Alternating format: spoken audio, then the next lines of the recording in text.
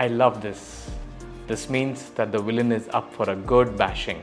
But could your knuckle cracking habit cause any problems? Before we get into it, drop a follow for informational and fun health content. There is no evidence that knuckle cracking can cause arthritis. The sound that you hear is just gas bubbles that burst inside the joint fluid. But here's the catch. Cracking your knuckles too often or incorrectly can cause ligament injuries and also dislocation. If you ever feel pain or swelling afterwards, it's always better to consult a doctor. So knuckle cracking is generally safe. Just don't do it too hard and too often. Know someone who is a frequent knuckle cracker? Sharing this might help avoid unnecessary injuries.